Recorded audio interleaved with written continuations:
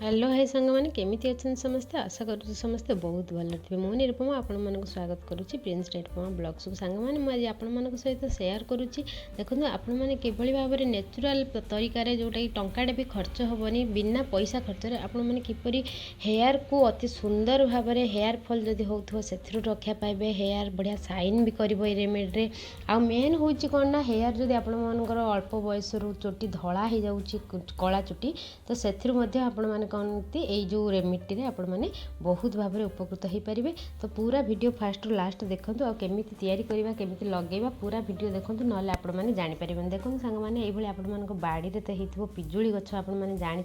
किसी पिजुली पत्र नहीं आसतु देखो जो मुझे नहीं आसली ये किसी पिजुली पत्र नहीं आसतु आ पत्र को कौन कर भल भाव में देखो सांग मैंने मुझे दुईटा तरीका बतेबी दुईटा उपाय दुईटा प्रणाली बतेबी। तो पूरा वीडियो देखो ना आपने जापरें ये देखो मुझे किसी पत्र को कौन करना नहीं गली नहीं धोईदेली भल भाव में पत्र को धोई ने कहीं धूलीमाली जहाँ लगी सब परिष्कार होगा दरकार भल भाव में धोई नहीं कि कौन करेंगे ना सांग मैंने देखो जेकोसी पात्र में आपण मैंने जोटा कि इंडक्शन हो कि गैस हो जो बसी पार से जगार नहीं जाए ए देखो सांग मैंने मुझे तो अल्प तैयारी करने अधिक तैयार करेंगे अधिक पत्र ने आ पानी क्वांटिटी अधिक देवे। देखो सांग मैंने मुझे चारिटी पत्र नहीं चारिटी पत्र मुझे गोटे कप पानी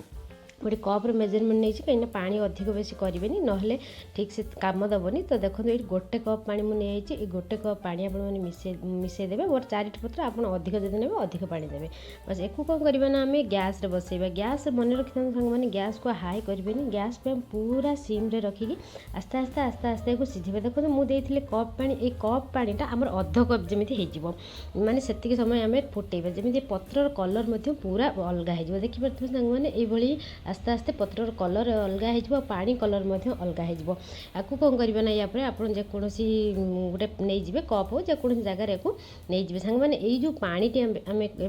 देखुं ये पानी ही आमर काम दब ये पानी आम किभली भाव में यूज करवा मन रखु देखो सांग मैंने हेयर रे आपण मैंने जेकोसी स्प्रे बटल आपण मान पाखे थी स्प्रे बटल नाई देवे आ हेयर जो मूल चुटी सब रहा मूल चुटी पूरा भी चुटी संपूर्ण हेयर आप स्प्रे करेंगे जदि स्प्रे बटल ना ना आप कौन कटन कि हाथ में लगे पारे कि भल भाव में लगे दरकार ये भाव लगेदेवे। देखो सांग मैंने ये आपने सप्ताहर थे दुथर करूँ तापर केते सुंदर यार रिजल्ट आपने देखिए नकले आपने जानीपारे। देखो सांग मैंने ये जो आपण को प्रणाली बताऊँ ये हूँ घरोई तरीका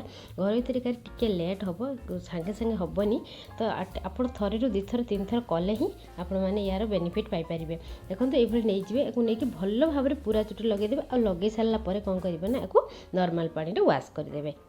ठीक अच्छे। तो आउ गोटे कौन ना आउ गोटे देखो से सेम प्रोसीजर आपने किसी पत्र नहीं पत्र नहीं से पत्र को किसी आप भल भाव में धोईदेवे जेको भी जिन भल भाव में आगे फास्ट धोईदेवे। देखो ये मुझे भाव में धोई नेली आपने भल भाव में धोई देखो देखो सांग मैंने प्रथम जो आपको प्रणाली बतेली यहाँ आप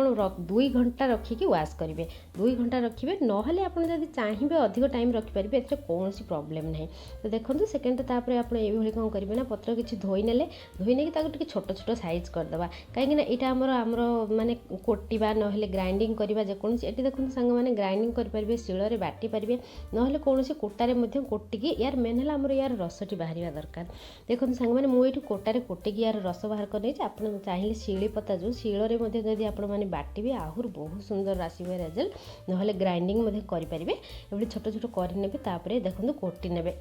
ना ग्राइंडिंग करने। देखो मुझे कोटी नहीं कौन करेंगे ना यार रसटा को भल भाव में जेकोसी कपड़ा द्वारा ये रसटा को बाहर करने भल भाव में चिपुड़ी देवे। देखो सांग मैंने मुझे तो ये अल्प प्रिपेयर करी कहीं मुझे देखापी अल्प कर लेंथ हेयर थे अधिक टे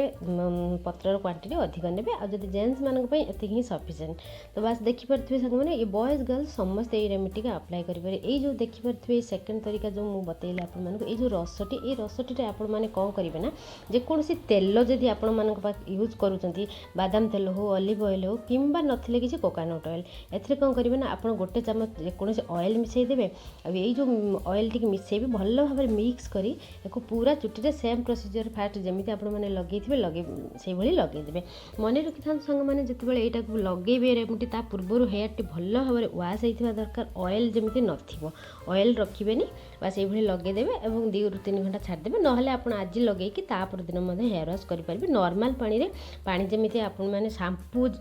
जो एटा लगेला पर शैम्पूर यूज करें बास नॉर्मल पानी थर दु थर